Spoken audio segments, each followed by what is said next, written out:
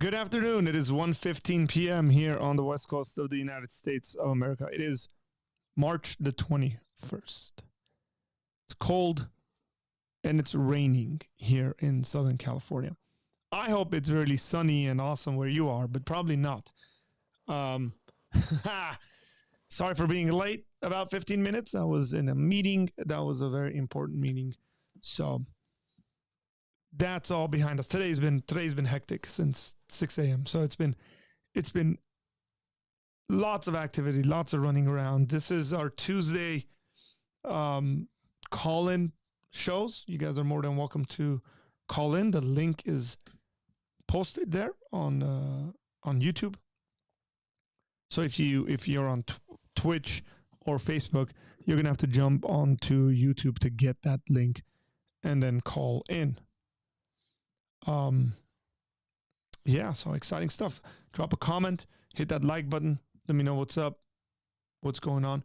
Recently, in the last couple of days, it seems like I've been getting comments and like comments in the comment section, and just even personally, people saying, "Hey, man, I watch your streams." People that I didn't know watch my streams. So it's been cool. It's been really cool that folks are kind of in the background watching. Sort of, kind of. So, yeah. Cold and wet in Vegas. Thanks, Nate, for that info. It's sunny here. Sunny here. Where is that? Where's the here?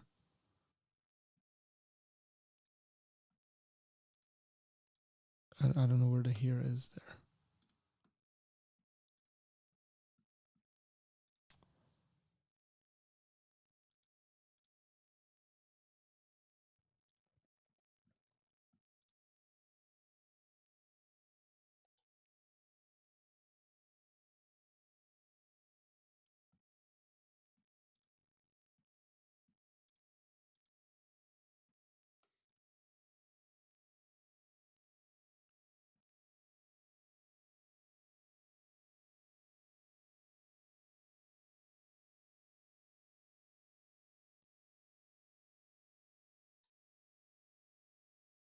I don't like this kind of cold weather, by the way, I should say.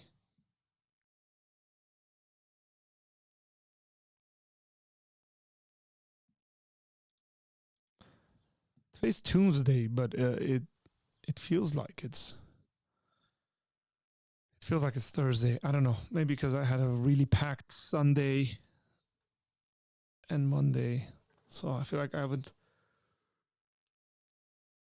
gotten a break. Sorry for that. There you go. What's up, Carl? How you doing, brother? Again, the link to call in is up there, and you're more than welcome to call in for us to have some friendly discussions.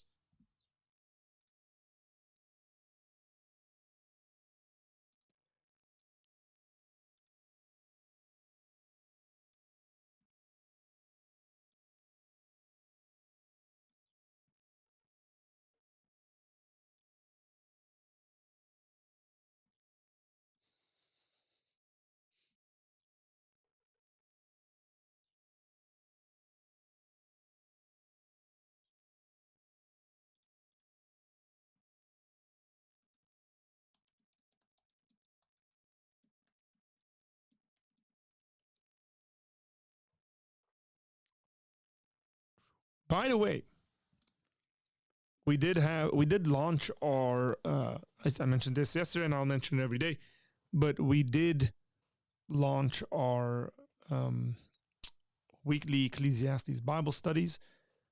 We did part 1 Monday 9:30 a.m. Went really good in my opinion, and that's been recorded and that's been posted on Patreon. So you can always jump onto Patreon and become a supporter, and you will have access to the pre-recorded ones. And there's some people who are on Patreon who just can't join live, so therefore they're watching those recorded ones. So that is always the case and open for anybody who wants to become a supporter via Patreon. Arthur, have you read the book How to Read a Book? Yes, I have read the book How to Read a Book by Mortimer J. Adler. Didn't I recommend that you read that book?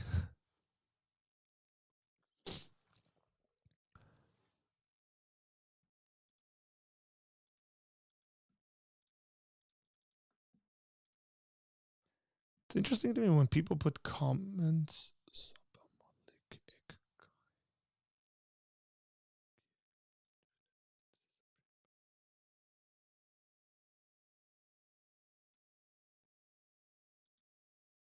Man, the comments people put on YouTube videos is insane. Stuff they don't think about.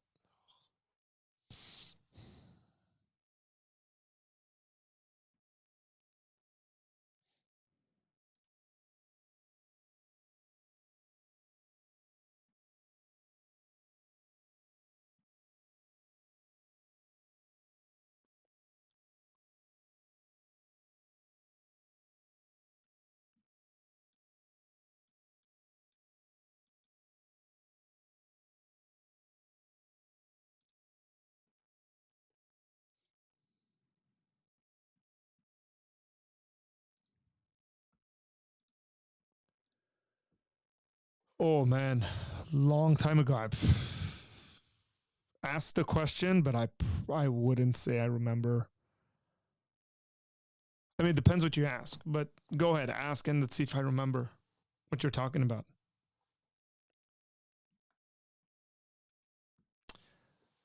I have it sitting somewhere.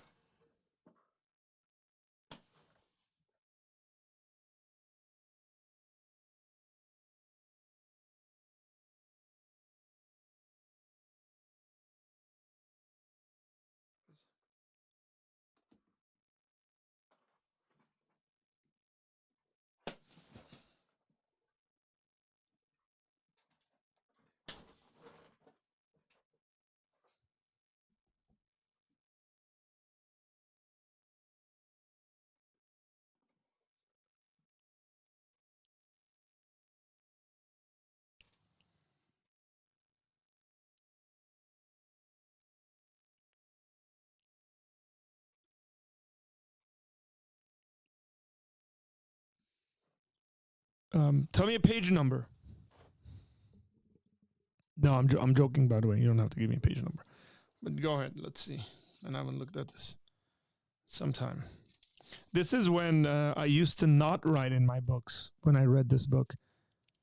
Now I got to go back and read it and write in it. I've learned to write in my books. This is like way too clean for a book I've read. That's probably why I don't remember a lot of it.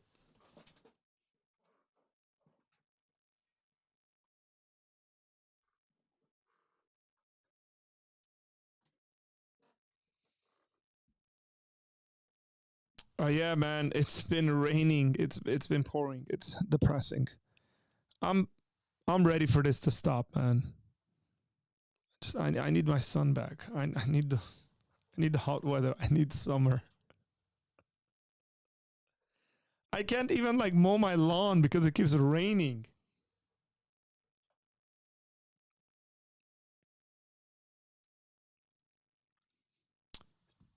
He makes a distinction between learning a fact and understanding. It's the same thing, in my opinion. Um, for example, I was reading that logic book by Peter Kreeft, and I learned facts like using logical syllogisms and deductive logic, inductive logic, etc. I believe that I understood those topics. I think what he would probably say is you've understood it when you can use it.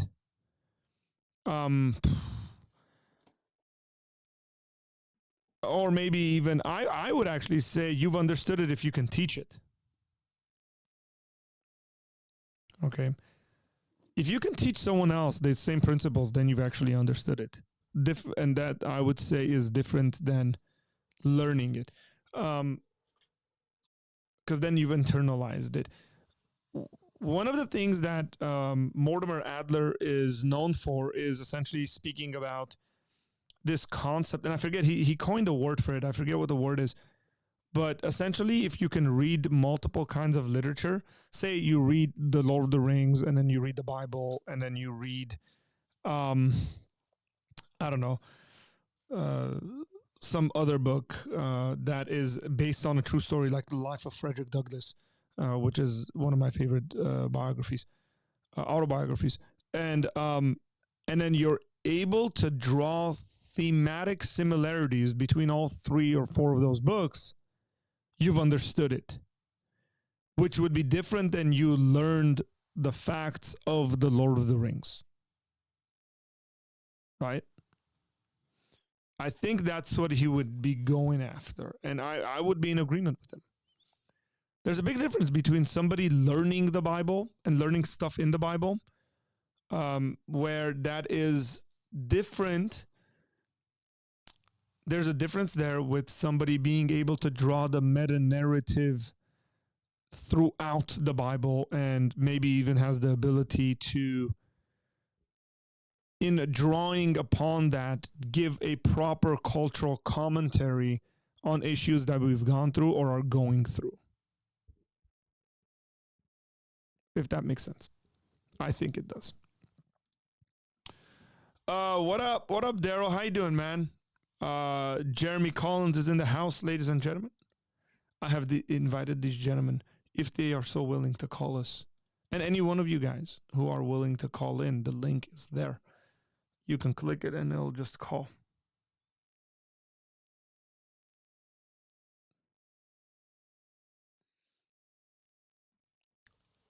What was it? I did some editing and I posted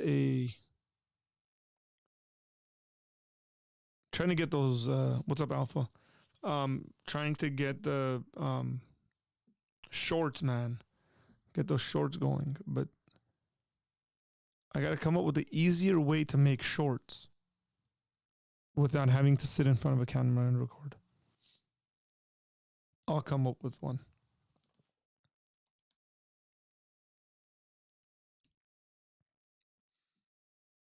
Jeremy's good at that. And so is Daryl. Daryl's channel's blown up, man. It's really cool to see that.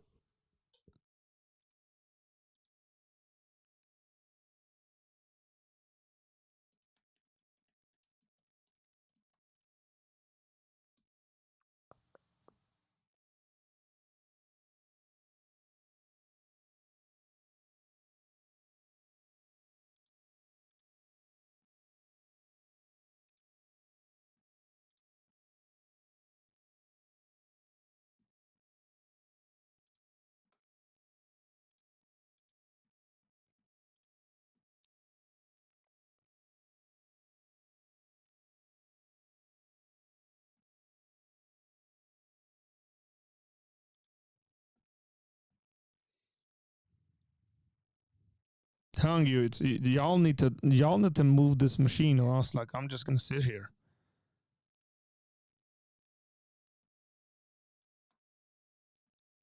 If you're here to be entertained, you will not be.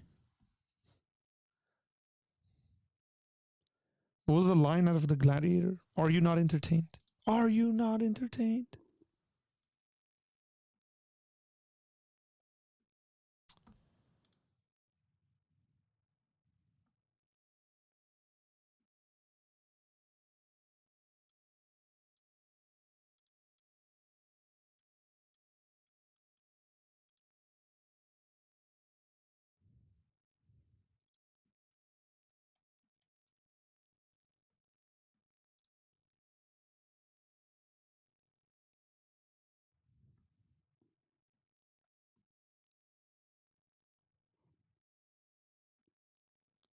Kachik is not entertaining. Hey, why don't you call in? I think me and you will be very entertaining if you called in. Be hilarious.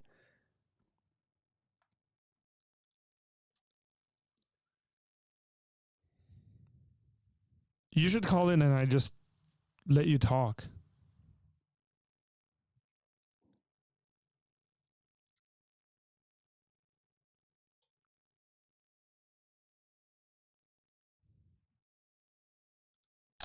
Hey, so I'm coming out of the charismatic circle. Okay.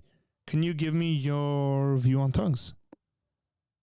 I have come to change my beliefs. I speak in tongues.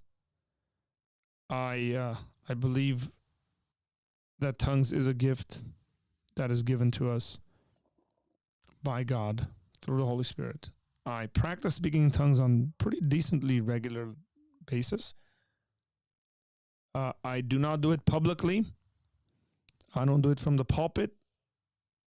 I don't even do it out loud unless I'm alone. Is tongues the gift that proves you're saved? No. Your belief in Jesus is what proves that you're saved. Your trust in Him as you work out your salvation with fear and trembling. But yeah, I mean, if you have a more specific question to that as to its practices, there's many ways that I see people practicing tongues that I would disagree with. And I don't think everybody needs to speak in tongues. It is a gift of God given to those who need that gift. I don't know what else I can add to that.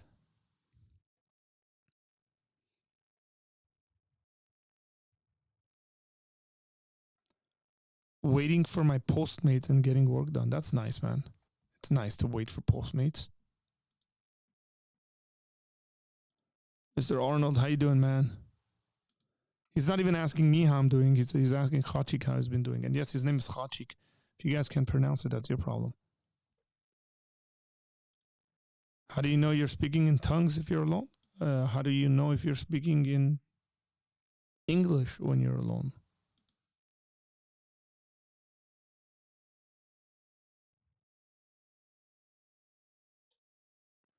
I'm at the park, but would call in. Does that mean if you weren't at the park, you would call in? Is that what you're trying to say, Jeremy? Jeremy, just think of it this way. You have good enough weather to be at the park. We can't. We got to be crammed in our houses in this depressing, gloomy, rainy day. And it's been going nonstop. Man, at least with snow, it's beautiful.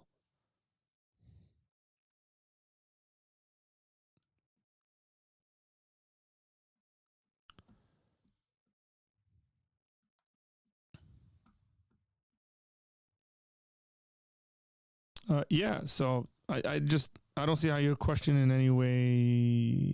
Well, yeah. So when you speak in tongues, you're communicating with God in a language that you don't understand. But again, I don't know.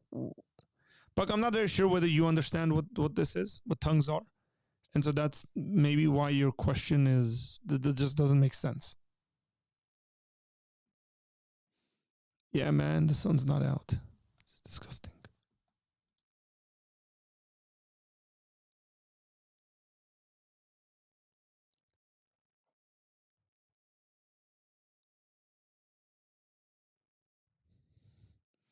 Dude, this year we've seen a lot of rain. We've seen a lot of rain this year. That's not true. Way too much.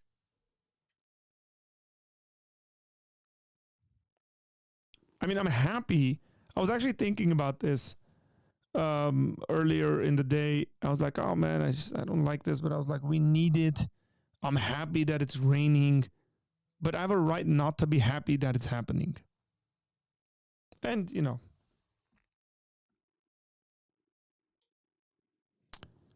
I'll call it. Are you actually out there working in this weather?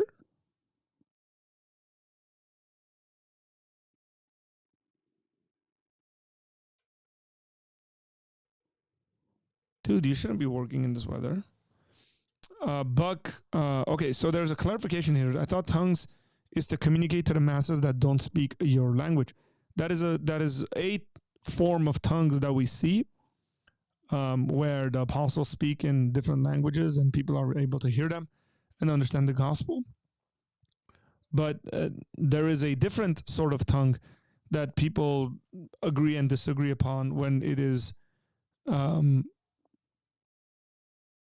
essentially it is a prayer language as the way it would be put. We need the rain so people don't make us feel guilty about washing your car. Don't let those liberals make you feel guilty over washing your car. Wash your car. Water your lawn.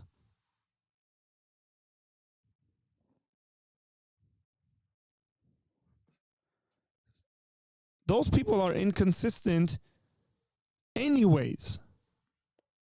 It's like they don't like it, let them not take showers. Don't drive cars. Don't eat avocados.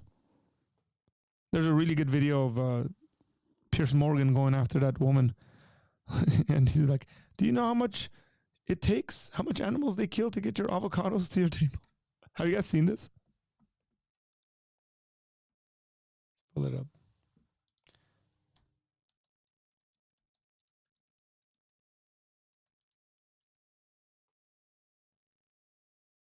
Dude, it's so good.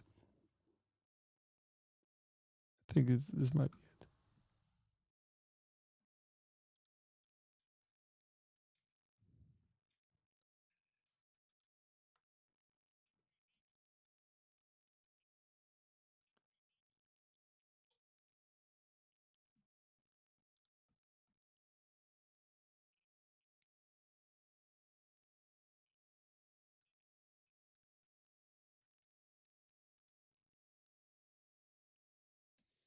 Let's watch this.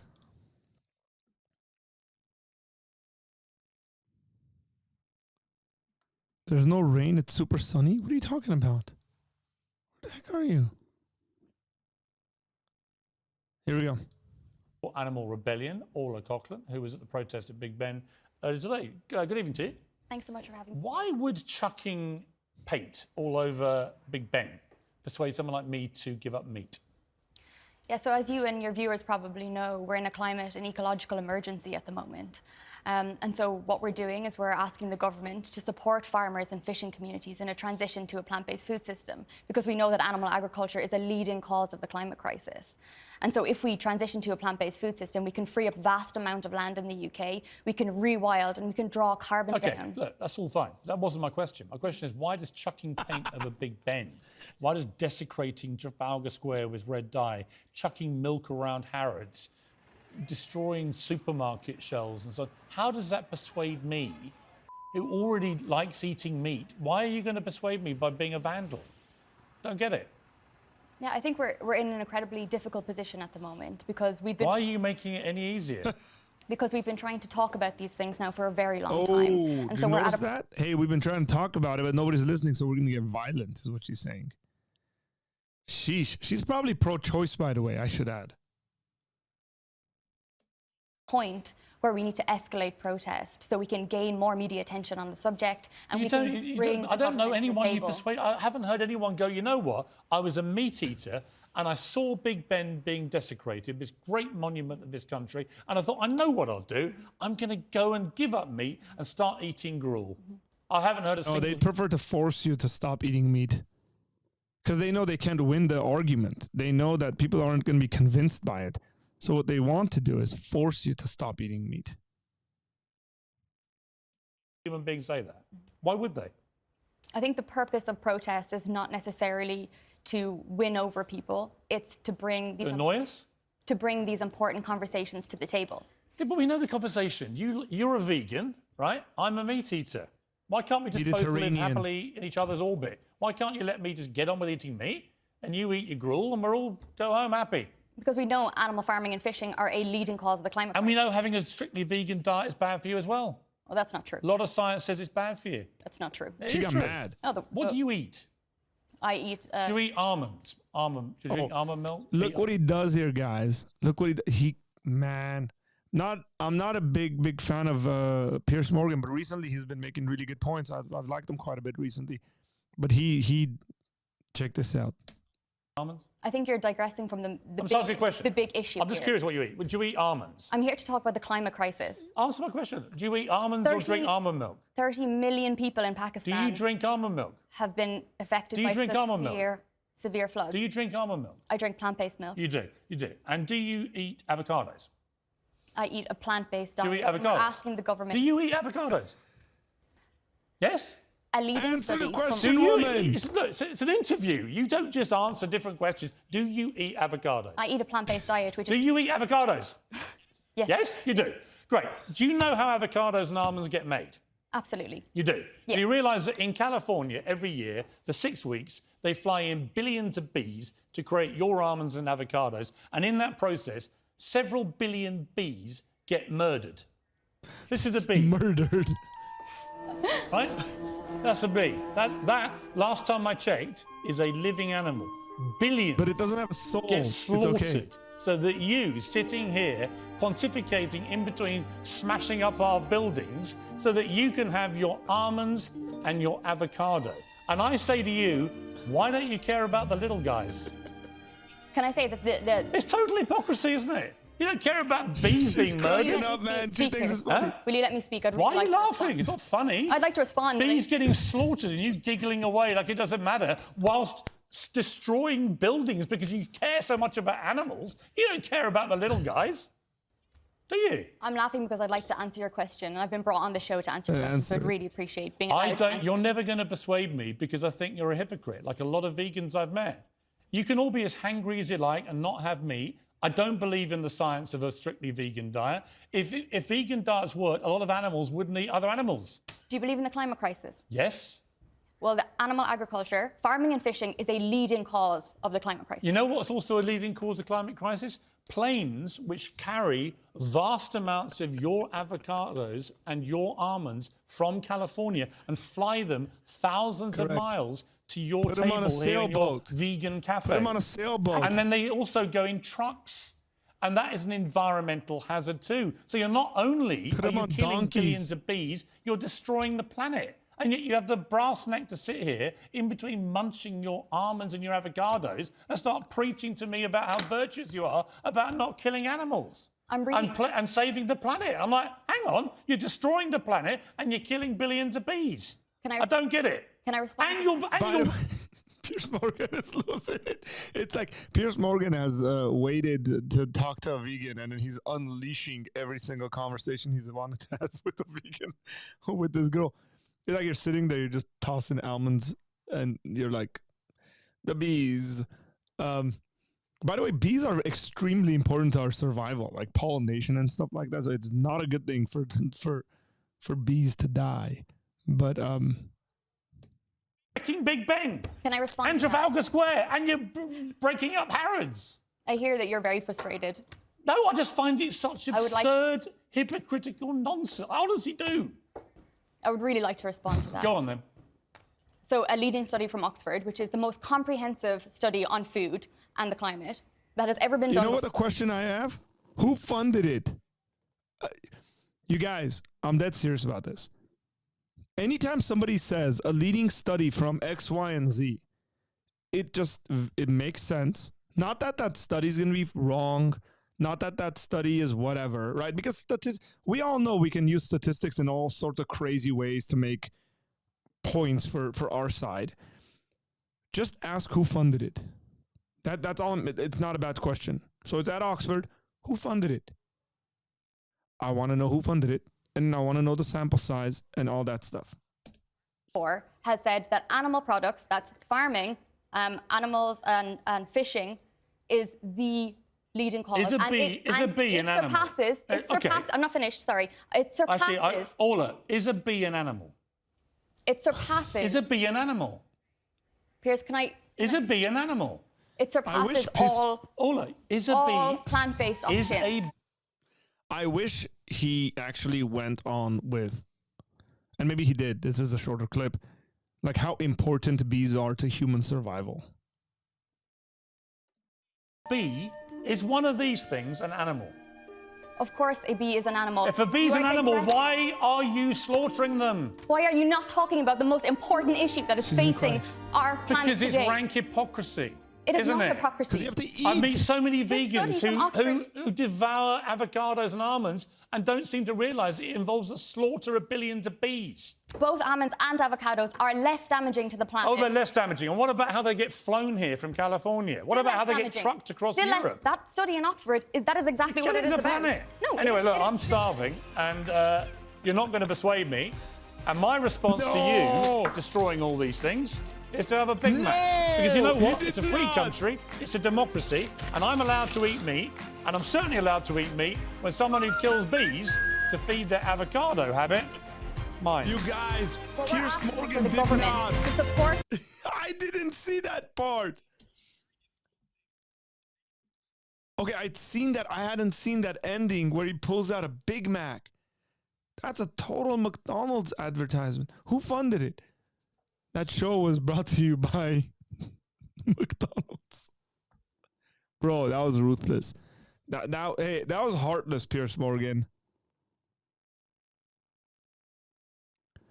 Number one comment here said, I swear this lady is one step away from shedding tears. It was very odd. She was going to cry.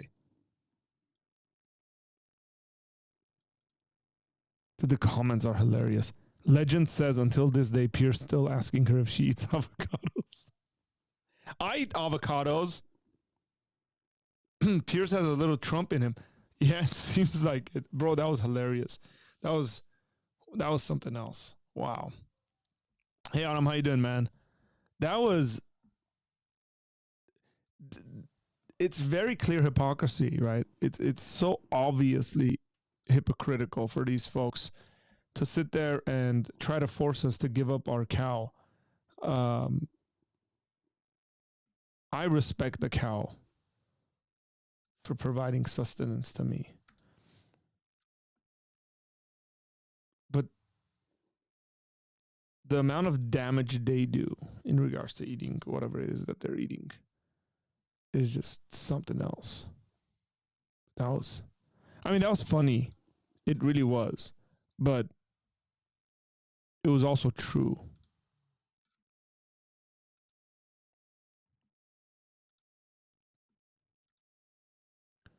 That's probably the sort of conversation that would be had if Carl was talking to that woman.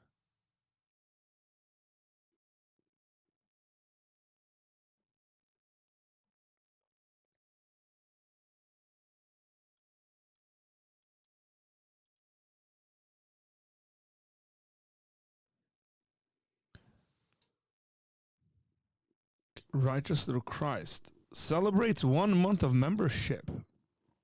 Hey, thanks for being a channel member, Righteous Through Christ, for a month. Appreciate your support and love.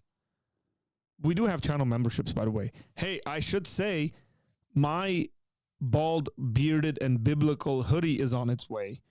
And then I have an idea for another shirt that we're going to be creating. And yeah, so look out for that. But I've ordered mine. Mine's on its way. When it arrives, you'll see me wearing it. And it's orange. I got the orange one.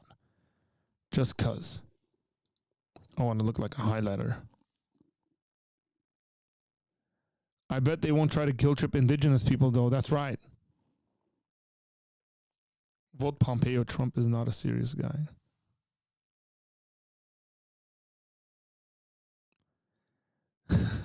Carl said that's not true. I would probably let her respond. By the way, the leading cause of carbon emissions is from Asian countries. Correct, exactly. Let him go talk to the Chinese. What does it mean to be a channel member? We have a membership tier. You essentially get like stickers and stuff, but it's like the $1.99 support. I think $2.99 support, and I gotta work on it a bit more to create like custom emojis and custom face. I might just create like some custom stickers of my face. And yeah, but I need to work on that. But yeah, it's just, you're showing support to the channel. It's $2, $3, or so if you go to the, it's a way to show support, my friend. Membership here. So there's membership tiers, and then you get badges with that. So if you go to the channel and then you go to membership, then you'll see all the badges, the loyalty badges.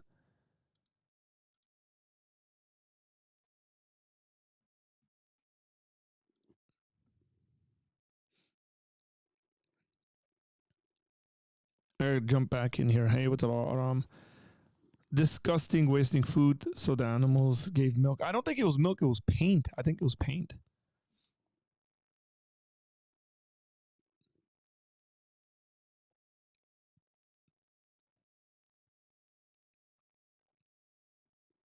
It's a cult, bro. It's a cult, I'm telling you.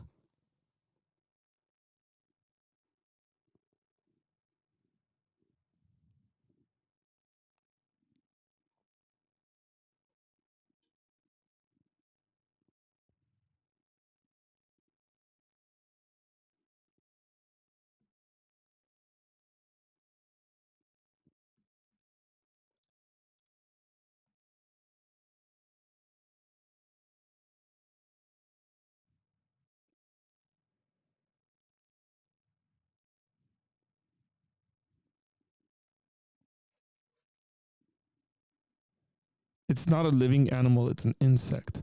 It doesn't have a soul. It's okay to kill it. But bees are extremely important to our survival, so she shouldn't be killing all the bees. And it was it was funny though, his language, right? He was talking about like devouring avocados. Have you ever seen someone devour avocados?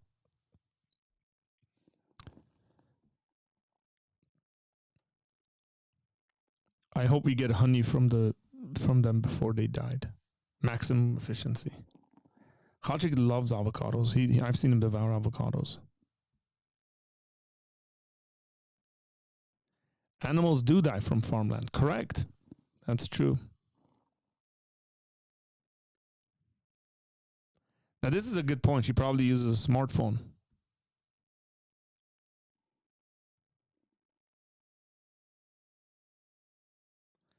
She probably does think the Earth is overpopulated.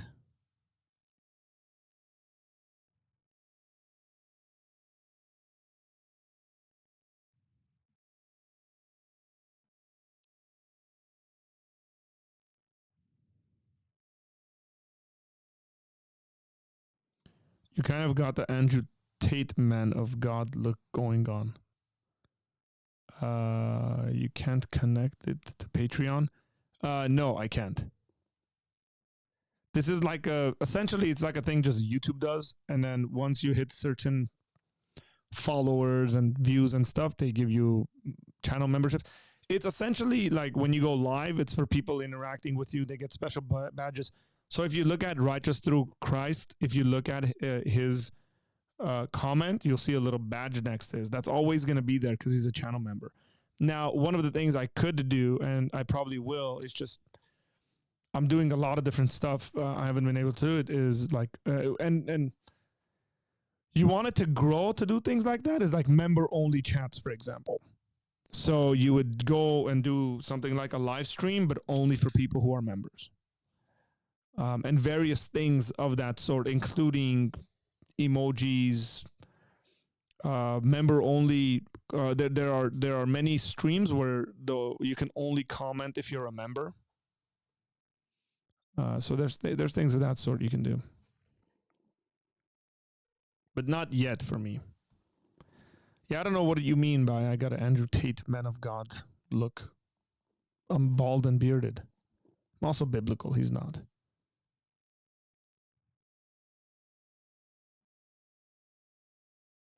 Dude, the bee music was awesome. It was hilarious. Like it's like those like really late night commercials of like supporting like orphan children and stuff. That I don't know if they still come on. They used to back in the day. Put Coral on the show. I need to head out soon to prepare for Ramadan.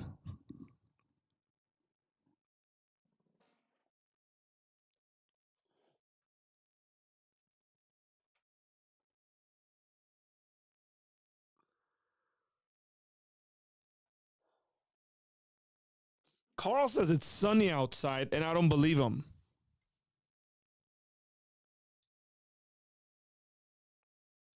According to my phone, now I'm in a studio. It's very gloomy and there's no sun outside and it's raining. And near my house, the streets are like rivers. And then it says light rain is supposed to start again in 37 minutes. So I don't know what Carl's talking about. He should not be out there working under these very dangerous conditions.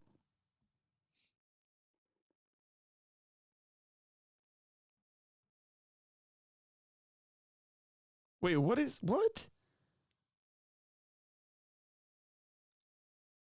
Guys, Righteous Through Christ, I don't know what this is. It says Righteous Through Christ gifted 5 Apologia Center memberships. Did you just gift memberships to people? What is that?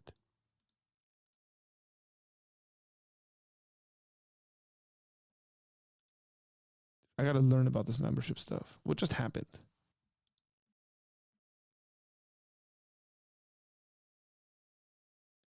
Tell me what that was, by the way. I don't know what that is. I don't know how you can gift membership. Who'd you gift it to? To me?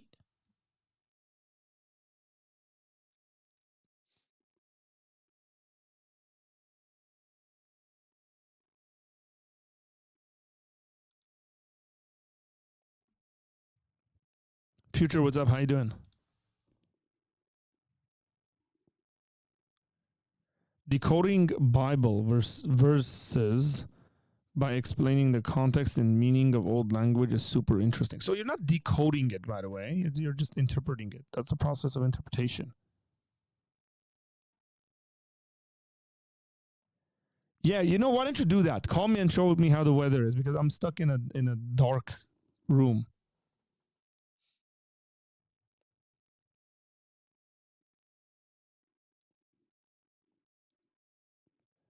Whoa, look at that. Arnold was gifted a membership. That's cool. Sad Bunny was gifted a membership. Okay, so he gifted you guys 1 month membership. Oh, look at that. YouTube is the one choosing it, guys.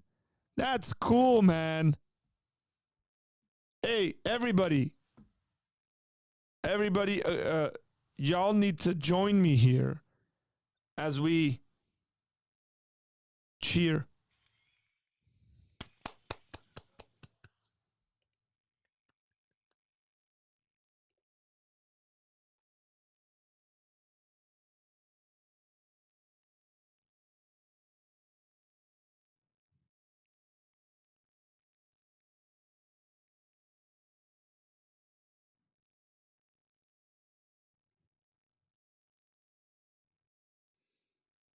That's for Righteous Through Christ, for blessing y'all.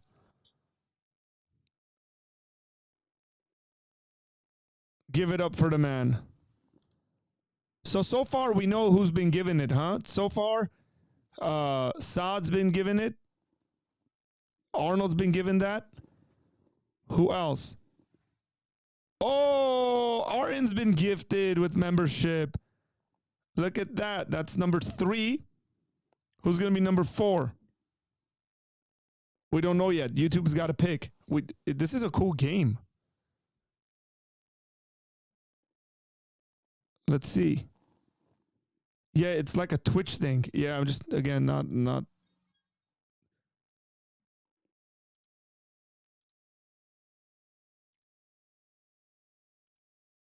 Who else? It is. Oh, look at that. Man, this is how you know this guy's a pastor and he's an evangelist. See that? He's like, dude, imputed righteousness. You didn't do anything. It was a gift given to you. In this case, righteous through Christ. You are made righteous through Christ by imputation. Look at that. Arnold's an evangelist. See, look at that. You guys, oh, it's very Calvinistic. Ooh.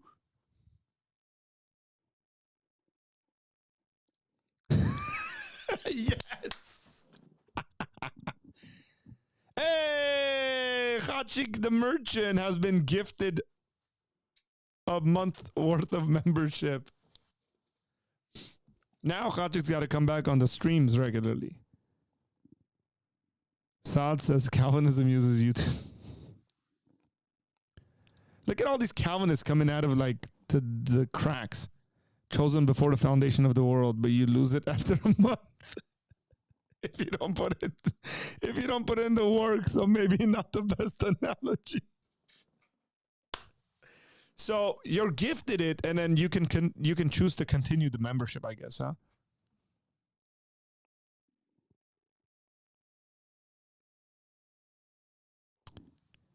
They usually go really fast, but people have to have their setting to where they can receive memberships. Interesting. I'm agnostic. I should have got one. I think there's one more that needs to be given out. Because you're not elected. You're not a part of the elect, Carl. Here, Carlitos is calling. You're not a part of the elect, man. Don't put me in your pocket, okay?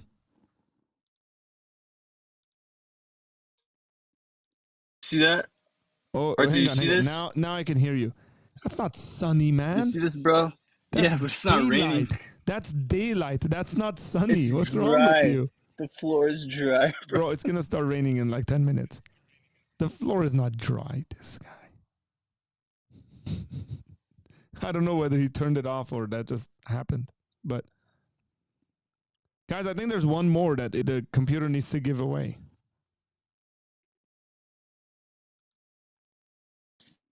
Hey, there you are. Hey, how come you haven't gotten the channel membership? I'm waiting here to see if you're going to get one. Khachik got one. It's You didn't Khachik's give me first one, time. bro. It's Khachik's. It's not my choice. It's YouTube. It's Khachik's first time on my stream, I think. He's probably watched it, but like interacting. And he was given a channel membership. So Yeah, they got lucky. 2, 1, 2, Can't put this- 3, 4 people have been given it so far. I think there's one more.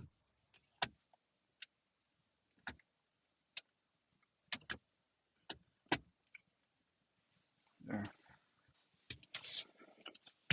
So Arthur, I have a few questions for you if you have time. Go, man. Today is the call-in show.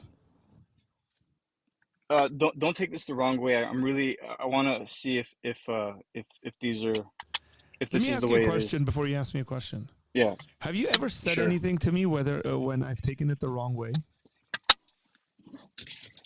Not that I can remember. Okay, good. So I asked the question in tongues that you skipped in the comments, but let me ask you in live. So you know how when we speak Armenian, when we say the word God or any words, it's always the same, or there's multiple words, but it always means the same thing, Give right? me an example. Like I'm not. Astavat, they, God, Lord, Oh yeah. Okay. Yeah. Sure. or like praying Ahot Ahotumem Ahot, it's Mm-hmm. always the same word. Is it the same in tongues? Like when you say a word, Are you asking me when tongues like a language Are you like asking that? me when I speak in tongues? Is it the same word? Yeah, like when you say a sentence in tongues, is that sentence always So, sound the same, or is it different yes. words? So I've seen this happen with in 2 ways, and I'm just gonna tell you what my experience is. Okay. For me, when I speak in tongues, it's like a phrase or a sentence or two. Yeah. That is the same exact thing that I keep repeating. I have heard from people that when they speak in tongues, it's more of it like changes. It's sort of like a conversation sort of thing. So they're saying different stuff. I had a recording, and I still might have this recording. I'll actually play it for you when I find it. I can play it for you. It was given to me by one of my professors. And the recording's from like 1991, I think, because they say it in the recording. They say, hey, it's 1991. The guys that are recording it, they say it's 1991. We're in Poland. And then they say, hey, we're sitting here with this girl, and the girl is names and says, hey, we were here and we overheard her speaking in tongues. And then we approached her and asked her if she knows what she's saying. And she said no. And then they tell her to say what she's saying. And she's speaking English. Now, she doesn't know English. That's what they establish. And what she's saying is essentially they tell her to say it. She says it in a weird way where they tell her slow down because she's not stopping at the right places like a native language speaker would. And all she's saying is praising God. Like all she's saying is like, Jesus is Lord. He's the word. He's the truth. And again, I'll find the recording and I'll play it for you. But it's very interesting because it's essentially, I think he says, I remember listening to this, and in one of the sections it says like it's his spirit. It makes some kind of a comment between like the Holy Spirit being the spirit of Jesus. Something like that. That theologically like sparked my interest. I was like, hang on here, this might not be actual. And I remember actually looking in the New Testament trying to find, because everything else she was saying sounded like stuff out of like John. All right. And I ended up finding that exact statement that she was like repeating, almost the exact statement about the Holy Spirit. Like it's by his spirit, but it's just praise. And she was just repeating this one sentence. And she didn't know English. Nobody even knew it was English till these Americans were like, is that English? And it's funny because when she's saying these things, she doesn't know where the commas are. She doesn't know, like, it sounds like a really like, it's like one long word she's saying, or words. And I suppose that's partly why tongues, this has been my kind of understanding, is like part of the reason why tongues might sound like gibberish is because we're not native speakers and we don't know where the proper stops and commas and pauses are in a word, like where the words are separated, and we just say them as they come to our minds. That's been my take on it, but yeah. So it is a language then. It's not just some random language. So I think it could. I think there's a potential, and there's debate over this, and I'm not sure where I stand on it. But it seems to me that it is definitely human language. Now that doesn't mean it's a language that is spoken today. Like I don't see that like as being a necessary thing. Like what if it's like ancient Akkadian? Let's just say, like, have you heard ancient Hittite?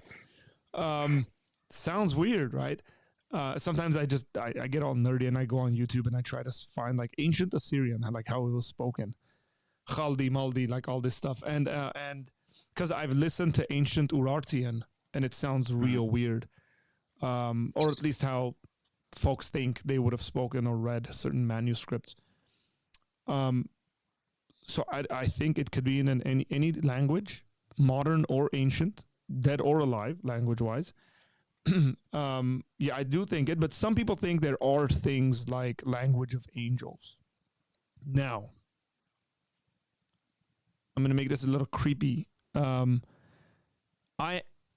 have, in all the years I've been a Christian, so I have spoken one other kind of tongue, but that's only happened once. It's not the normal tongue that I speak in. And it happened once when there were some demonic manifestations happening. And I had I had no control over like what came out and what happened. I think that actually might have been a language of angels, and it was weird. And the best way I can explain it is that it was very rough, linguistically rough. So like think German, and it was sort of like a phrase. I don't want to give kind of the whole setting. Maybe when we're alone, I'll explain that to you. But I literally felt someone looked at me that was manifesting a demon, very clearly manifesting a demon. And this individual looked at me, and I literally felt something come to my face that I couldn't see. Like, you could think like, and they were far from me. Like you can think of this like strong force of wind. And as that happened, I just broke out in this other language that was maybe like 3-4 seconds. I said these things, and then I felt that thing like go away, and I've never ever spoken in that tongue. That was just it's one of these very weird, unique experiences that I've had. And I think because the interaction was like demonic, like of that sort, I conclude kind of in my mind that this might have been a tongue of angels or something like that. But I have no guarantee. I don't know. I've heard German enough for me to say, oh, that was probably German. It wasn't like, but again, it could have been a human language or something like that. But it seemed like it was some kind of like a very strong rebuke. Whatever it was, that's how I felt it was. And the tongues that I usually speak in, it's just like, it's a repetitive phrase that I say.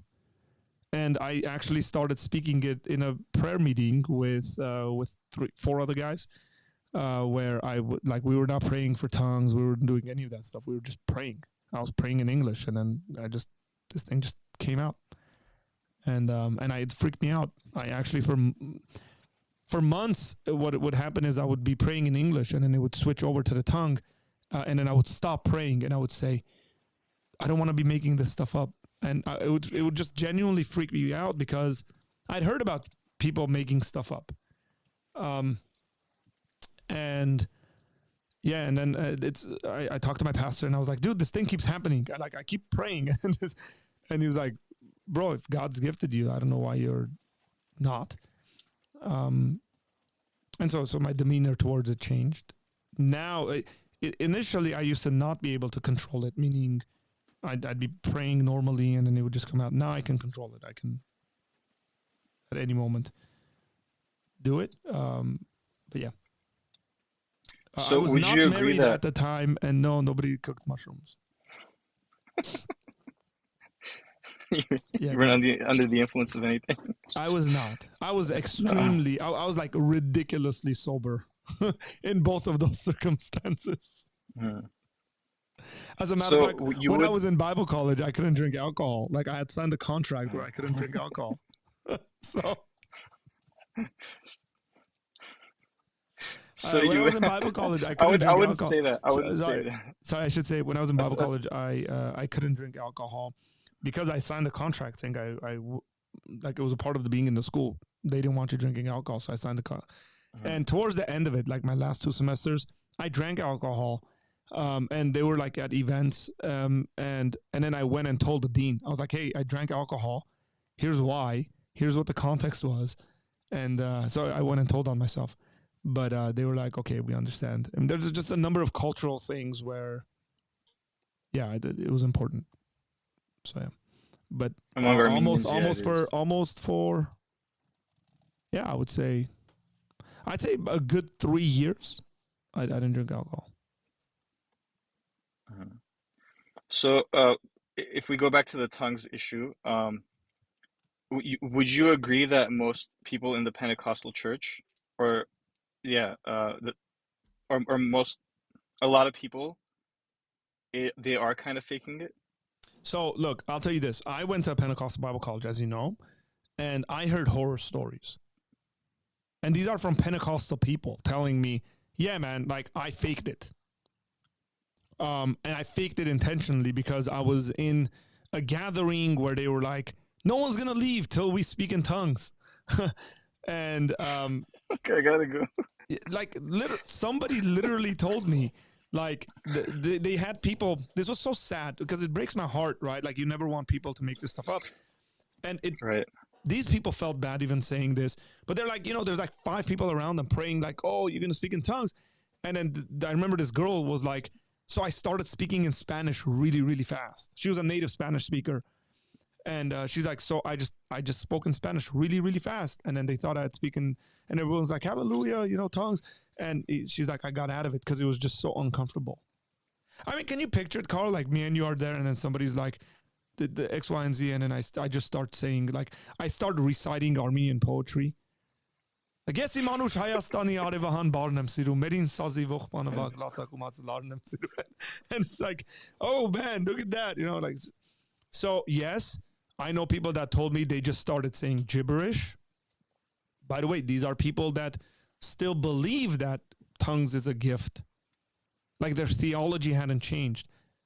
But they had been placed in situations where it was extremely uncomfortable. Now, so, yeah, I mean, clearly there are people who make it up. I've also seen people say things like, I remember this one instance where a friend of mine was being prayed for so he can speak in tongues because he didn't, and then they were asking him like, hey, is anything happening? And he was like, no, not really.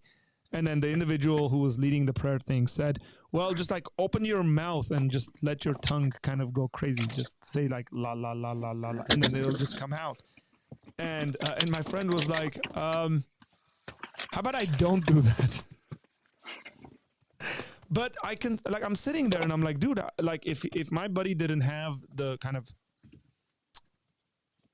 fortitude, like intellectual fortitude, to say, no,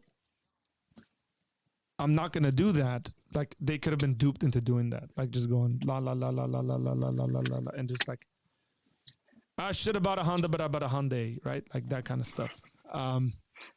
And so yeah, I think some of it's cultural. I think a lot of people just do it because everybody else around them is doing it. But to speak purely from my experience, I didn't want to speak in tongues. My younger brother has started speaking in tongues. A couple of people I knew spoke in tongues, and I remember looking at them and then saying, "Dude, I would prefer to interpret tongues than to speak it." Yeah, I was like, I want to interpret tongues because it becomes prophetic, right? It becomes for the edification of the congregation. And so I was regularly praying that God would give me the gift of interpretation. And then in a prayer group with some of my buddies, some of them who you know, I just started speaking in tongues and it freaked me out. And I remember looking at them and saying, did you guys hear me? Like, I was like, that's just weird. Khachik was one of the guys that was there. By the way, Arnold, Carl Arnold saying, are you trying to add a plug for your business? Sneaky. No, there's I'm not wearing anything like. He's just more. No, t-shirt. it was the thing that was hanging. It was the little thing that you had. Oh, hanging. He's more than welcome to. He's more than welcome to do it. This is not my company. Oh, that's not his. Where I buy my supplies. Okay, yeah, then we don't want to advertise that. They gave a free air freshener, so. We don't want to advertise that, but we don't mind advertising your business. Or anybody else's. You have enough business. I mean, I have I don't want to say this on air, but I have a rule. Okay. Yeah. So. Yeah, I know the rule. Yeah. So yeah, I mean I'm just speaking from my experience, without doing all the theological kind of stuff, but it just happened, man. And again, I have friends who've prayed for speaking in tongues, for many years, and they never started speaking in tongues. It just never happened. And like for me, I look at it and I'm like, cool. Like God just didn't think that was necessary. I had a professor who had a pretty balanced view of this, and he would say things like, hey, if you have the gift of tongues, that doesn't mean you're special. That just means that you need something in your prayer life that God sees necessary, and that's why he wants you to have that gift.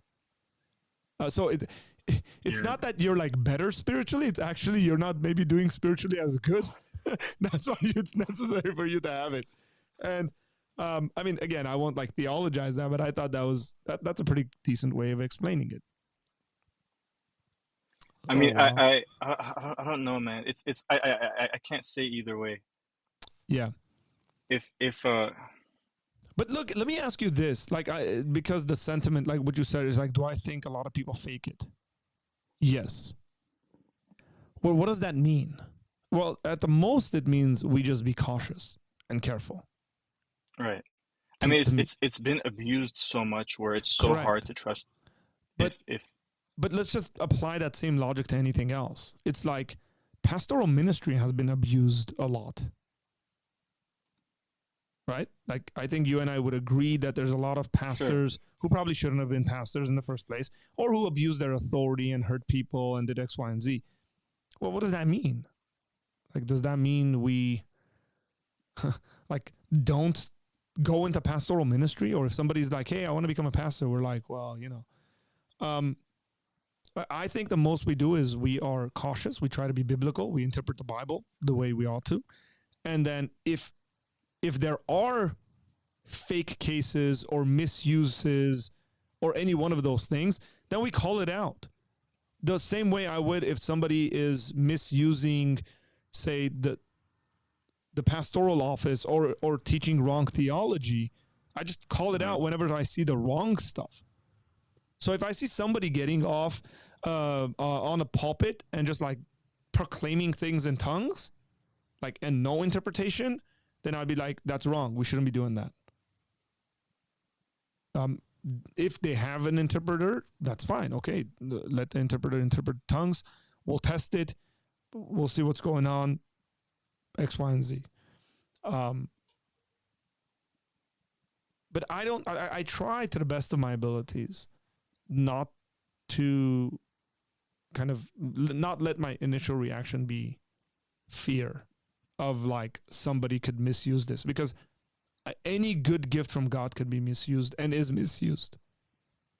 And we don't do that with those things.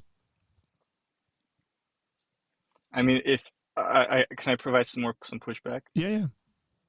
I mean, with that pastoral thing, I feel like I don't feel like you can get good justification for that. Like, I can observe it, I can measure it, I can, there's some way to say, okay, this is good, this is bad. You can compare it to the scriptures and say, okay, this guy's, good, this guy's not good.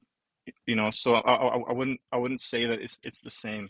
With this tongues thing, it's harder to measure, it's harder to I mean, what do I compare it to? If I had like a standard that was okay, this is the standard it has to meet for it to be legitimate, then I can kind of compare it and see where it goes on the scale. But with it's just, well, I there's guess no way to measure it. I guess first and foremost, you would have to ask a question of like, does the Bible teach it? Right. Maybe even with that is like, is there misuse of it in the Bible? Right? It seems like there is, by the way. It seems like there's misuse of it in the Bible where Paul tells them, hey man, don't do it that way. Like, people are going to think you're nuts. So like, for me, it's like, yeah, Paul very clearly is saying, dude, if there's no interpreter, you guys are doing this and an unbeliever walks into your midst, they're going to think you're crazy. So stop it. Or do it this way. Which is, nothing's changed, I would say, in that category. So I would just start with the Bible and say, is there a very clear teaching in the Bible that these things have stopped? Or what are the various uses of this sort of a thing? Like, we see it in preaching, right? We see the disciples get up and it seems like they're speaking in tongues. I'm sympathetic towards an interpretation of people heard them in their language. But it seems like they're speaking in tongues. They're speaking in these languages. So there's preaching purposes. And I've heard of stories, and I think, if I'm not mistaken, one of the individuals that had this happen to them was Josh McDowell, who like spoke in a different dialect of Spanish everywhere he went in South America. Like, the dialect would change wherever he would go to preach, which is really weird. And again, I would just start with the Bible. Now, after that, what the personal experiences are, what it looks like, then I think those things are really open to, because I know folks now that would tell me, hey, I used to speak in tongues, but now I've realized that wasn't authentic tongues. Like, it was somebody in the comments just wrote the power of suggestions. It was something of that sort. Like, I was around people emotionally riled up, and then so I started doing this because everybody else was doing it. And again, I can't compare my personal experience to anything like that, because it was not in any setting of that sort. And I've never really like even done it publicly. Just a couple of fun comments here towards you, Carl. It says, Carl's first rule, you do not talk about Fight Club. Carl's second rule, forget about the first rule. Who posted that? Is that one? So Khachik wrote, if you know Carl, you know the rule. And then Saad wrote, Carl's first rule, you don't talk about Fight Club. And Khachik wrote his second rule, forget about the first rule. So Jeremy's reformed. Jeremy, are you're you might be classified as a cessationist. I think you might, correct me, Jeremy, if you classify yourself as a cessationist or not, but with maybe a cessationist with like nuances. Just because it's misused doesn't mean that the reason, that is the reason the gift has ceased. Correct. And then I'm not Derek, claiming that though. no, I know. Neither is Jeremy, by the way. I think you and Jeremy might be like in the same camp, very close to each other. Derek says, how then would you exegete 1 Corinthians 14, 21 to 22, which indicates that tongues are a sign for unbelievers and not believers? They're a sign for unbelievers when interpreted, is what I would say.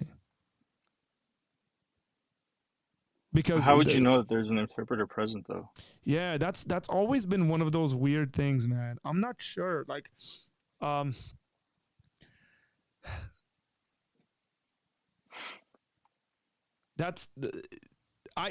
seen tongues interpreted, I'd say maybe twice. One time I can be pretty confident it was, because certain things happened that lead me to think it was an authentic kind of case. Another time, somebody like in the group was like, hey, this is really weird. And this person spoke in tongues. And like we were having kind of a gathering, and this individual said, this is really weird, but I kind of feel like God's telling me to speak in tongues out loud. I could be wrong about this, but I'm just going to go out on a limb here. And maybe there's an interpreter here. And then an individual there interpreted it. And then I asked that individual, I said, well, how'd you know what it means? And he told me, I'm not very sure. I just sort of know what the meaning is. And I said, okay, now this is a trustworthy individual. Like this isn't someone I didn't know. Okay. But that's why I said maybe twice. The other case, it was a bit different because somebody spoke in tongues and said, I know there's an interpreter here, and nobody got up to interpret. And then this was at school, there's a professor I had who I'm very confident, very, very confident that she had a prophetic gift. Because I had a personal experience with her where she just like told me exactly what I was thinking in detail. When I say in detail, I mean like she told me the Bible verse I was thinking about without any prior conversation with her. Like I literally walked into her office and I was like, I'm thinking about something and I'm not going to tell you because any hint will make me doubt anything you're going to say. And she said, cool, Arthur, I know you. Let's pray. And then like 30 seconds into the prayer, she goes, the Lord is telling me that he knows that you know. And she quotes the Bible verse I was thinking about. So what are the chances that she would get right out of the entire Bible, the Bible verse I was thinking about? Whatever, however anybody wants to interpret that. But I was like, my jaw dropped. I was like, wow. Like I literally told her, I don't want to say anything because I'll doubt you. And about 30 seconds into it, she says it. So this lady got up and essentially went to a certain portion of the chapel.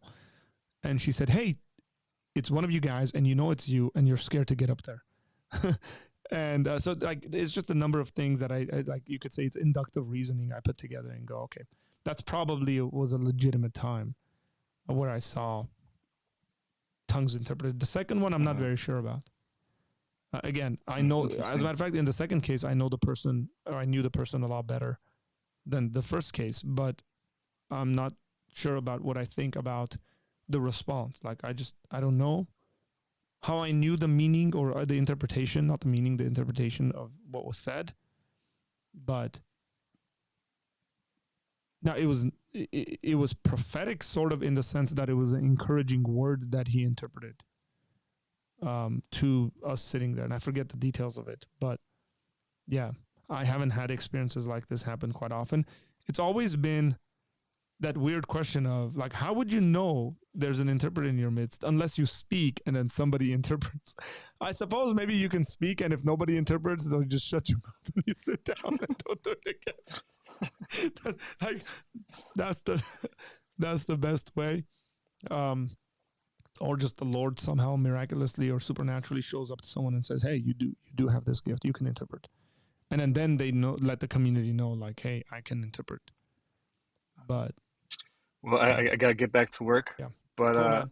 let me leave you. Let me leave you with this one joke. It looks That sunny, what's by his the way. name? It looks sunny. I believe you. It's not Yeah, sunny. it is. I It's mean, just it's daylight. like But it's it's bright. daylight. It's Yeah. daylight. Okay. But Doug Wilson says this. He has. I heard it from him. I don't know if he's the original guy who said Yeah. it. He says, you know, you're in a group of you're at church. You're in a group of within a group of Christians, and someone stands up and says, "Thus saith the Lord X Y Z," and he sits back down, and then someone else gets up and stands up and says, "No, I didn't." So I guess I'll leave you with that, bro. I'll join the channel though. If you're gonna still be on, I'll Yeah. listen to what you So have to say. I was going to say that could have two really interesting meanings. One being God never said it, and God is speaking through this guy saying, right, like that's, I think, the Yeah, way Doug right. Wilson means it. Or it could be like totally blasphemous, right? Like the individual is claiming to be God.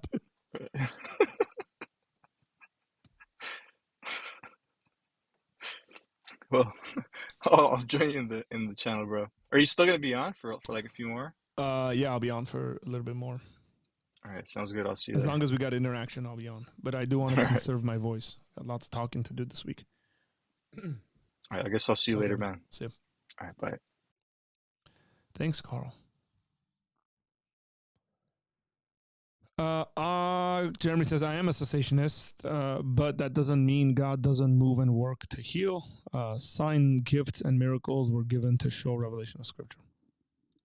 The issue I see is Paul's discussion of tongues in 1 Corinthians 14 is prefaced or rooted in his reference to Isaiah 28, 11 to 12. There, the suggestion is that tongues were both for and interpreted by unbelievers. Okay. Tom, you want to call in? Jeremy, when you speak in tongues, do you know what it means? No, I do not, Jeremy. Arthur, would you or your guest read from Irenaeus Against Heresies, chapter 13? It's pertaining to the topic of gifts. Let me look it up.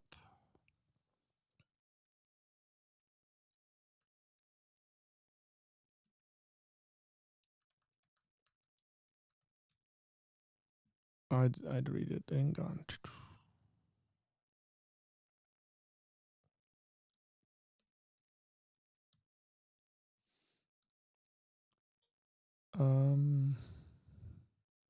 Said chapter 12? 13. Chapter 13.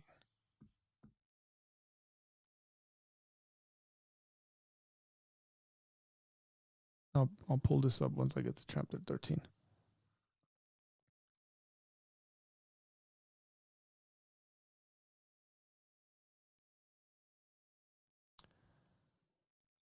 I think this is the right passage.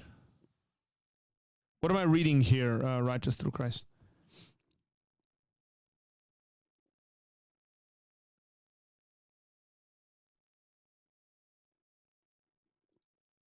He's a nice guy.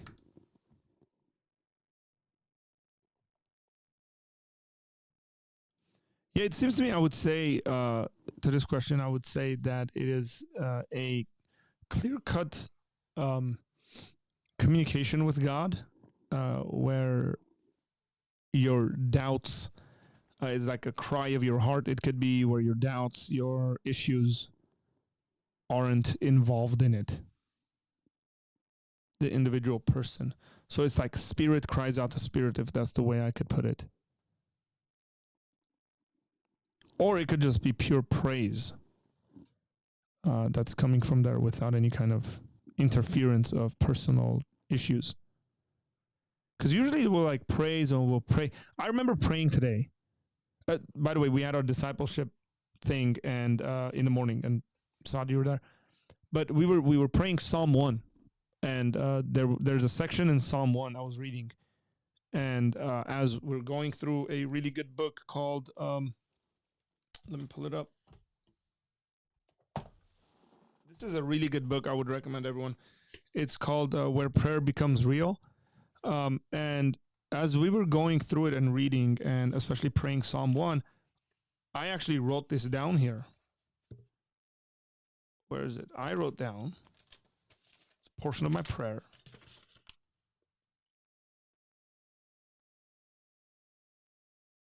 I wrote, I don't think I believe this.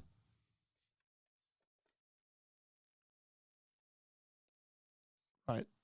And it's and you know what I mean there, right? Like I believe it in a general sense, but I don't maybe believe it in a specific sense. Like I'm not very sure currently whether I believe that. What am I reading?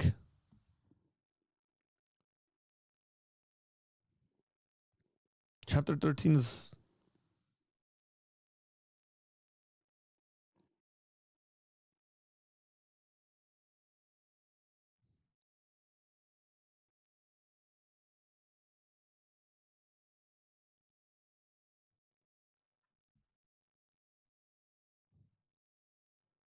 with regard to the Marcionites who alleged that Paul alone knew the truth and that to him the mystery was manifest by revelation. Let Paul himself convict them when he says, the one and the same God wrought in Peter for the apostolate of the circumcision and he himself for the Gentiles. Peter, therefore, was an apostle of that very God who was also Paul. Let's see. For our Lord has never.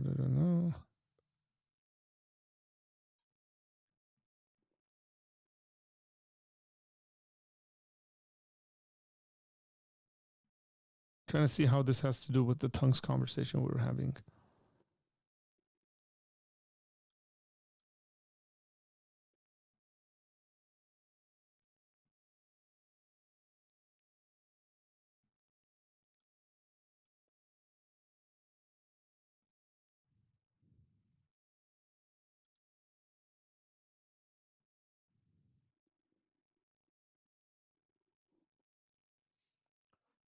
Are you sure it's chapter 13?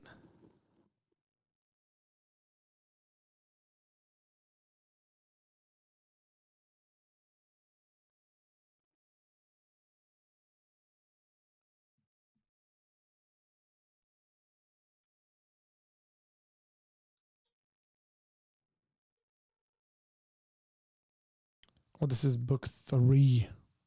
Yeah. That helps.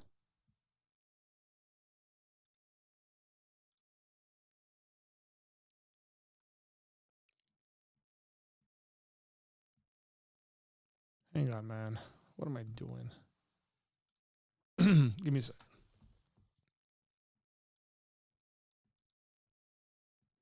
Let me see if I have this in my logos.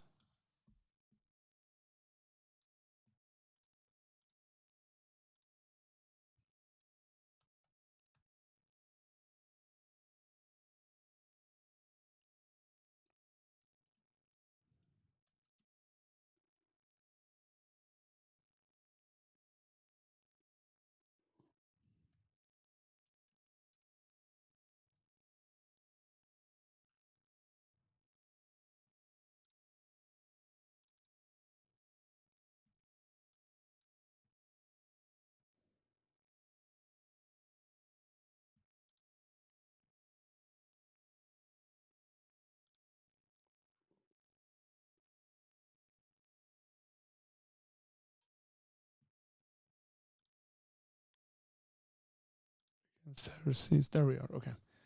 Yeah, hang on. I gotta make this bigger. Hang on with me. Book 1, chapter 13. There we are.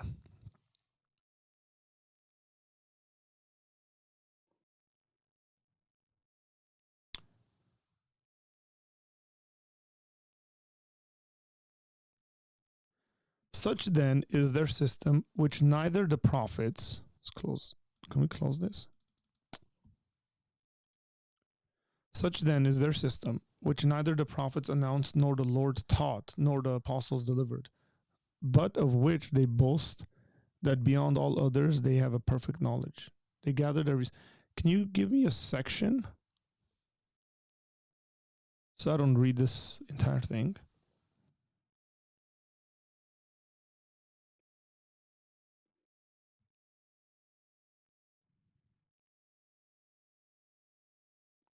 Marcus.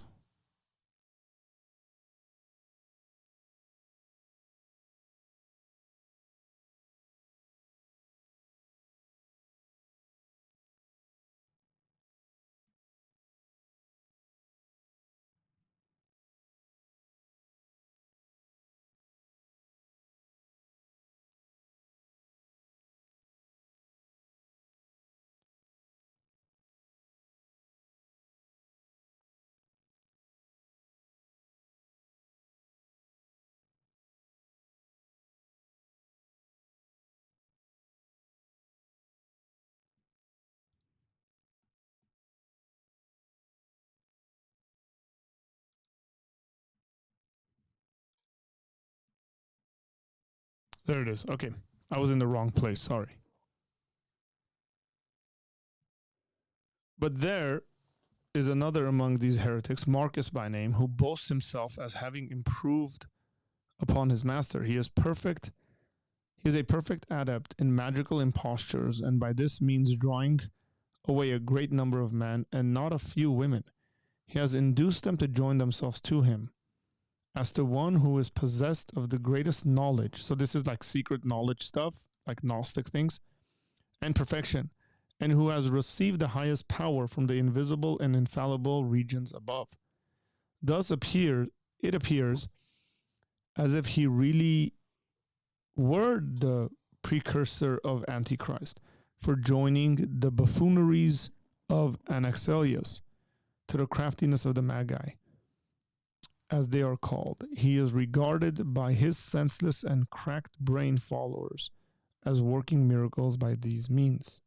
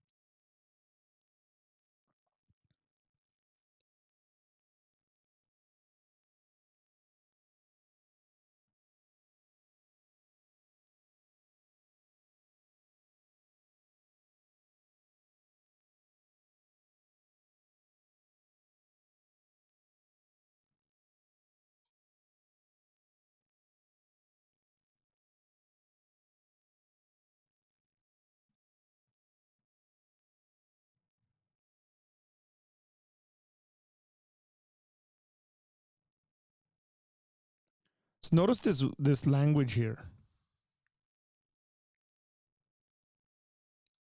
This is interesting, right? So this they have done as being well aware that the gift of prophecy is not conferred on man by Marcus the magician, but that only those to whom God sends his grace from above possess the divinely bestowed power of prophesying. And then they speak where and when God pleases, and not where Marcus orders them to do so. So what does this tell us? What does this tell us about Irenaeus' view of prophecy? Is that it's active. It's just not active in regards to people like this guy Marcus. It's where God sends it, right?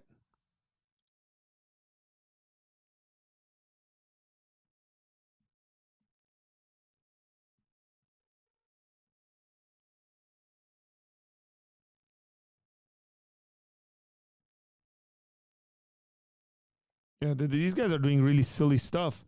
If then by Marcus or anyone else does command, as these are accustomed continually at their feasts to play at drawing lots, and in accordance with the lot to command one another to prophesy, giving forth as oracles what is in harmony with their own desires, it will follow that he who commands is greater than the one who has a prophetic spirit, though he is but a man, which is impossible. Some kind of lot game, and it's like, oh, it fell on you, you should prophesy. That's weird.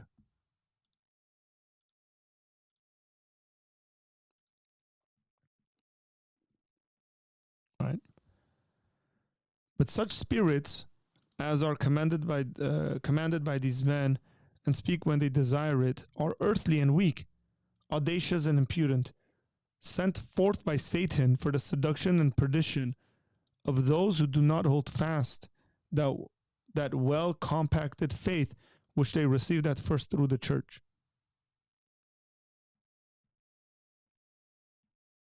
Dude, love potions?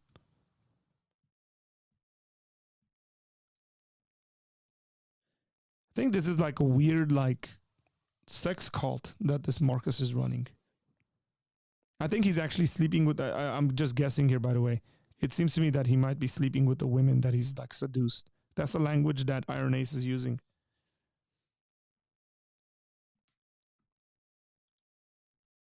If anybody knows more about this Marcus the heretic that Irenaeus is speaking against, please comment in the chat. Let us know.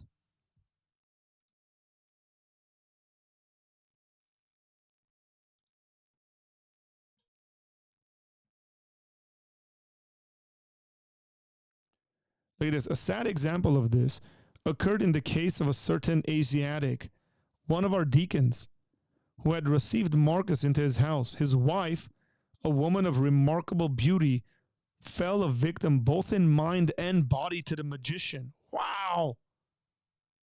And for a long time, traveled about with him. The dude stole someone else's wife.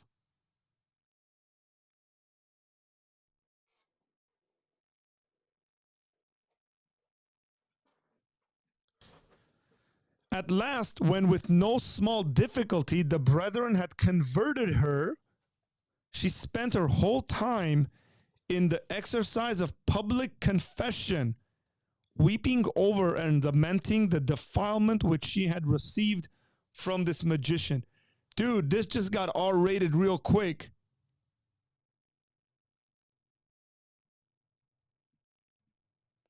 Talk about false teachings, man.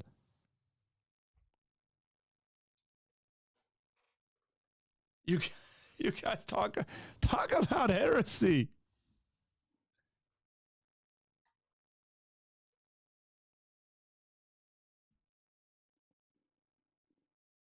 Look at this.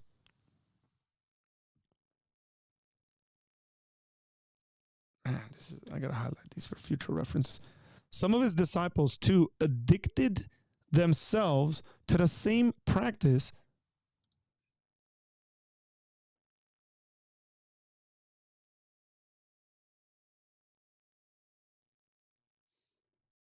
Have deceived many silly women and defiled them. This was a sex cult. They proclaim themselves as being perfect, so that no one can be compared to them with respect to the immensity of their knowledge, nor even were you to mention Paul or Peter or any other of the apostles. They assert that they themselves know more than all others. This is the whole weird Gnostic stuff I'm talking about. And that they alone have imbibed the greatness of the knowledge of the power which is unspeakable. They also maintain that they've attained to the height above all power, and that therefore they are free in every respect to act as they please. Look at the justification. Having no one to fear in anything, for they affirm that because of the redemption, it has come to pass that they can neither be apprehended nor even seen by the judge. This is interesting, this redemption thing they're talking about.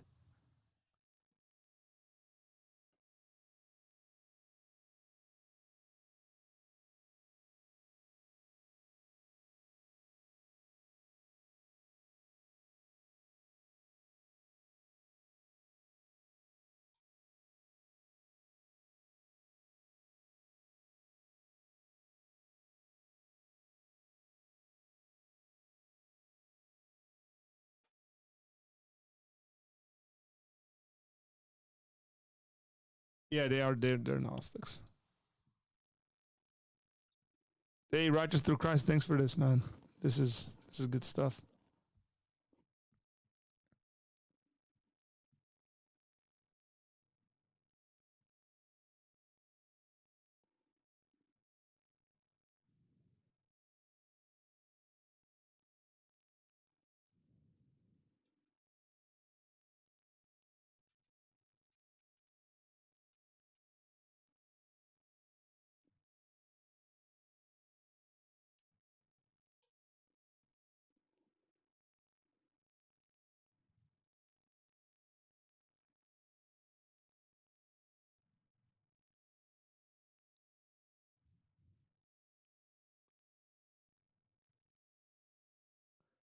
So this is a deacon. This is an interesting story, man, because this is a deacon whose wife it seems like she's not a believer, because it goes on to say that some of the brethren converted her.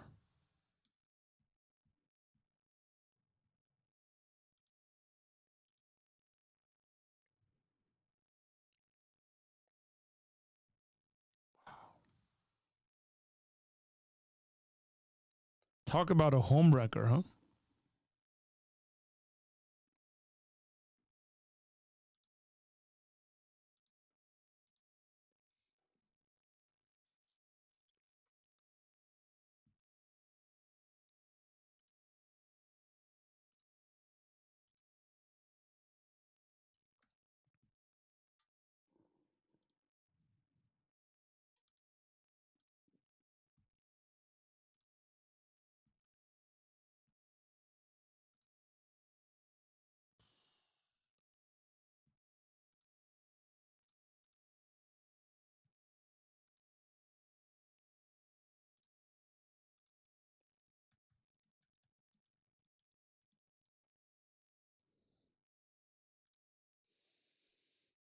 Mm-hmm.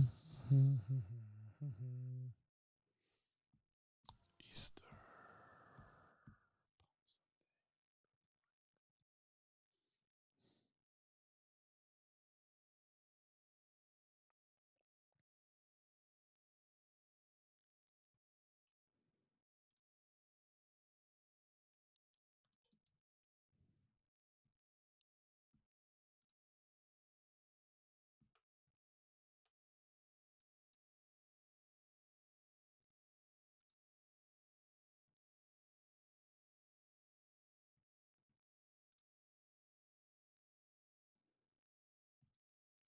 Hey, did Trump get arrested? I think Trump got arrested, guys.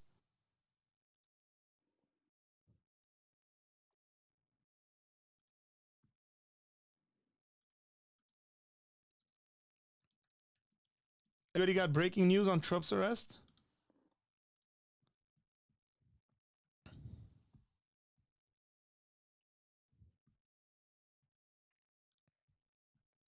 Forgot today's Tuesday.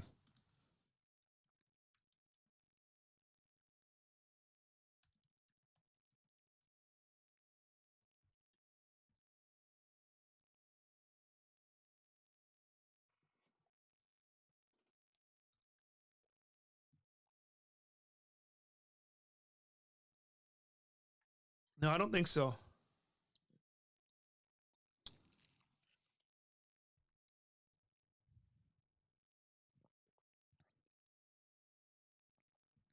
No. I'm wrong. Sorry, guys.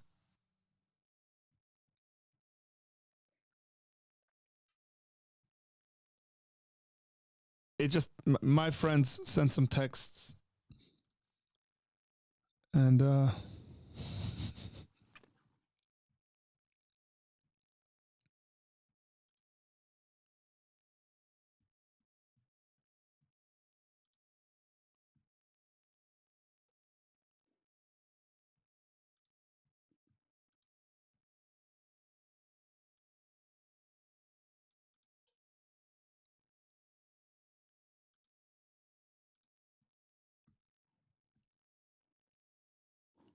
just let me know what's going on, because I'm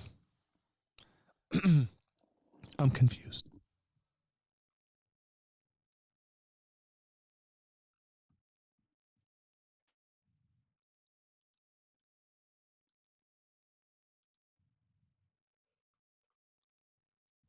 But every picture I'm saying, it says 2 days ago. Like the pictures of him getting arrested are from 2 days ago. When did this actually happen? It was supposed to happen today.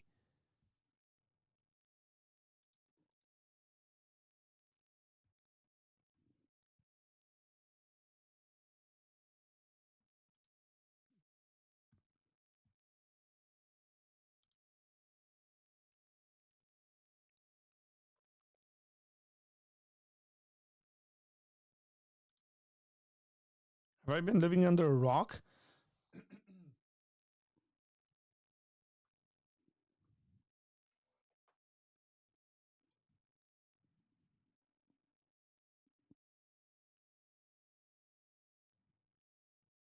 Okay. It hasn't happened.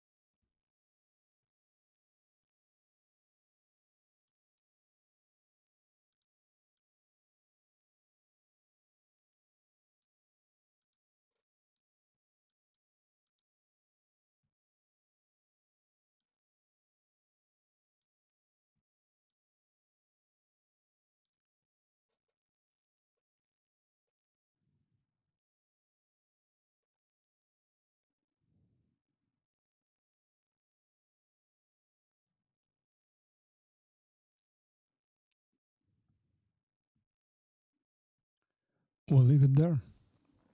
Yeah, so sorry. False info from me. Unintentionally.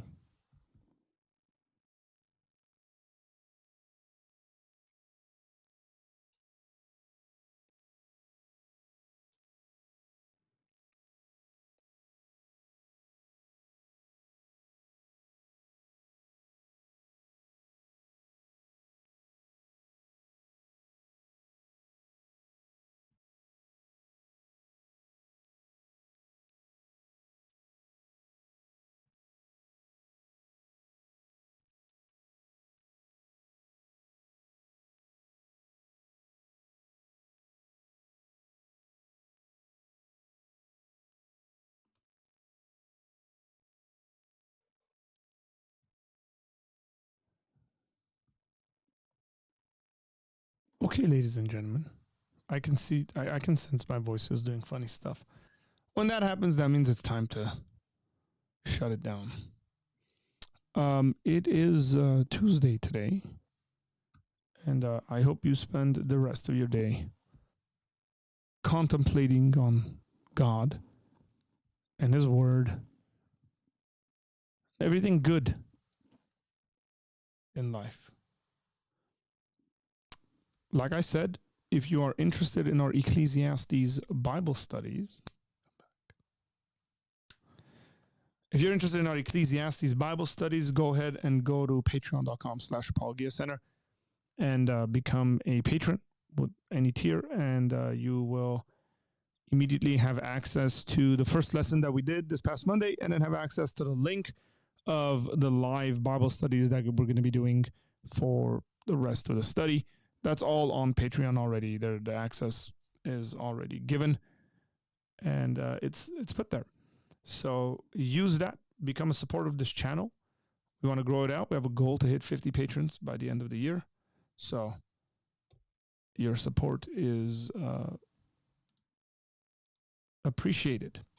All that said, take care. God bless you guys, and I will see you tomorrow night when we do a live reaction video. If you have videos that you would like me to react to, either drop that in the Discord, or you can email that to me at info@apologiacenter.com. info@apologiacenter.com. Take care, God bless, and I'll see you tomorrow.